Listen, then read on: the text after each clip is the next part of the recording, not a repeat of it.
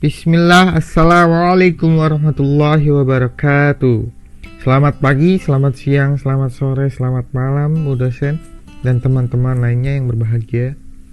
Pertama-tama marilah kita panjatkan puji serta syukur kita terhadap Allah Subhanahu wa taala karena telah diberikan rahmat kesehatan kepada kita. Adapun topik yang akan kami bahas adalah mujahadah. Perkenalkan, nama saya Jihadul Haq Al-Hakim. Pada saat ini saya dan kawan-kawan kelompok ingin berpresentasi. Adapun anggota kelompok saya adalah Dimas Fernanda. Saya sendiri Jihadul Haq Al-Hakim, Siti Halimatus Sa'idah, Zidni Fatmawati. Langsung saja kepada pengertian mujahadah yang akan saya sampaikan. Bagian A, pengertian mujahadah. Mujahadah berasal dari kata bahasa Arab yang mempunyai makna berjuang. Mujahadah adalah titik tolak yang juga merupakan permulaan bagi insan sebelum mencapai ke tingkat selanjutnya. Antara mujahadah yang paling asas adalah berusaha untuk mencari dan menuntut ilmu daripada guru yang mursyid. Syarat untuk mujahadah mestilah seseorang yang ikhlas dan bersungguh-sungguh karena Allah Subhanahu wa taala, dan bukan karena sebab musabab lainnya. Di sepanjang mujahadah dengan seseorang guru itu tentunya diperuntukkan akan nasihat, petuah, kaedah, dan amalan untuk dipegang dan diamalkan sepanjang perjalanannya menuju pada alam ketuhanan. Berpegang dan beramal secara berterusan juga dianggap sebagai mujahadah.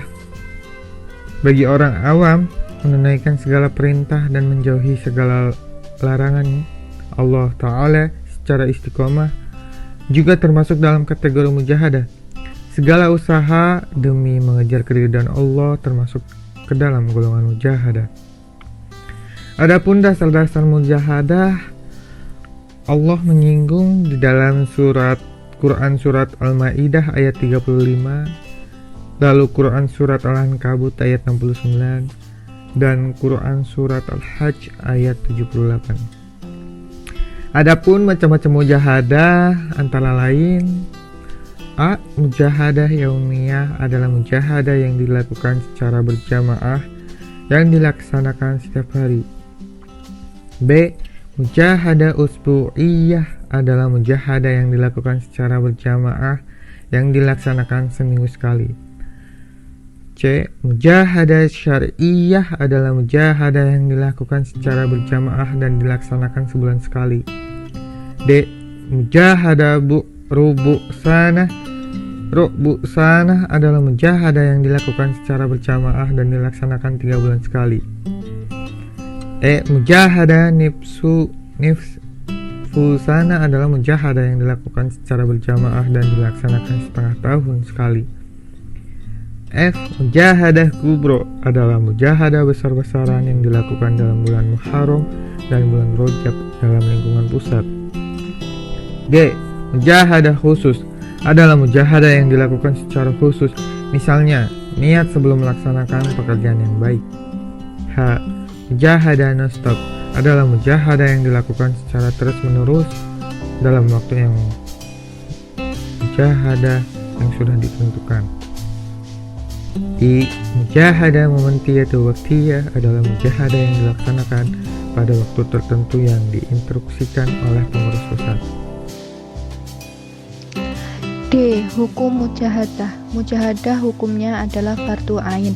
Berdasarkan kaedah, sesuatu yang menjadi sebab kepada hukum wajib, maka ia wajib juga hukumnya.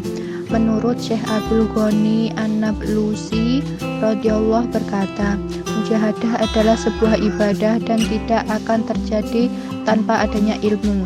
Mujahadah hukumnya fardu ain atas setiap orang mukallaf. E. Faedah mujahadah. Faedah mujahadah antara lain: 1.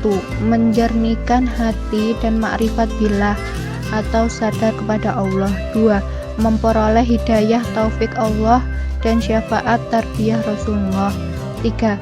Mendidik menjadi orang yang soleh dan solihah yang senantiasa mendoakan kedua orang tuanya atau leluhurnya. 4. Keamanan, ketenteraman, kedamaian, kesejahteraan, dan keberkahan hidup. F. Kecerdasan spiritual. Kecerdasan spiritual adalah kecerdasan jiwa. Ia adalah kecerdasan yang dapat membantu kita menyembuhkan dan membangun diri kita secara utuh. Kecerdasan spiritual seseorang akan tampak pada prinsip-prinsip yang dipegang yang dapat diketahui pada saat mensikapi kehidupan sehari-harinya. Sedangkan prinsip yang dia pegang dan diterapkan tersebut sebagai respon fitrah dalam hatinya, tergantung sejauh mana kondisi hubungannya dengan Allah sebagai Tuhannya. Kemudian perilaku sosial. Perilaku sosial merupakan hasil dari interaksi dari karakteristik kepribadian individu dan lingkungannya.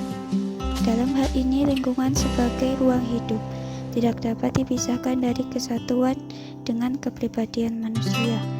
Ruang hidup terdiri atas peristiwa-peristiwa di masa lalu, sekarang, dan masa mendatang, merupakan aspek-aspek hidup yang mempengaruhi setiap perilaku seseorang. Bentuk-bentuk perilaku sosial. Yang pertama, hubungan sesama. Kedua, taat terhadap norma yang berlaku. Ketiga, hubungan dengan lingkungan. Bentuk perilaku sosial dikarenakan adanya hubungan antar individu maupun dengan lingkungan, sehingga dalam hubungan masyarakat diatur dalam aturan atau norma dengan harapan masyarakat mau mentaati norma yang berlaku supaya tidak dikenai sanksi. Proses pembentukan perilaku sosial. Adapun menurut ahli psikologi sosial, pembentukan perilaku sosial atau perubahan sosial dipengaruhi 4 faktor yang berperan, yakni yang pertama, faktor imitasi. Imitasi adalah dorongan yang dilakukan oleh individu atau kelompok untuk melakukan perbuatan yang akan menimbulkan kebiasaan baginya atau disebut juga dengan meniru. Kedua, faktor sugesti.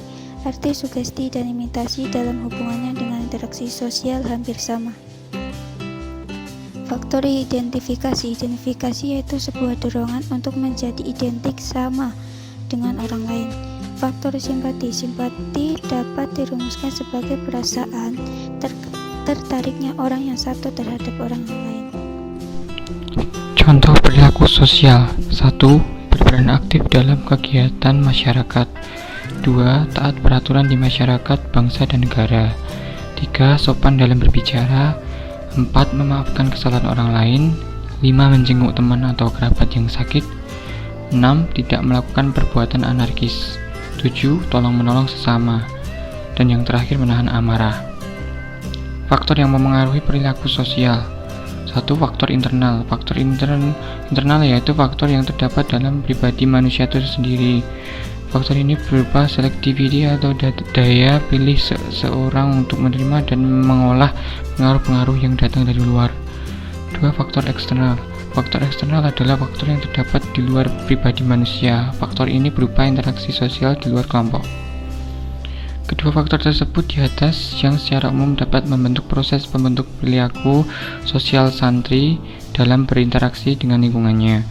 Oleh karena itu, faktor lingkungan baik lingkungan sekolah, keluarga maupun masyarakat berupaya untuk mengembangkan rasa sosial kepada anak dengan harapan anak akan tumbuh menjadi pribadi yang memiliki rasa sosial tinggi terhadap lingkungannya.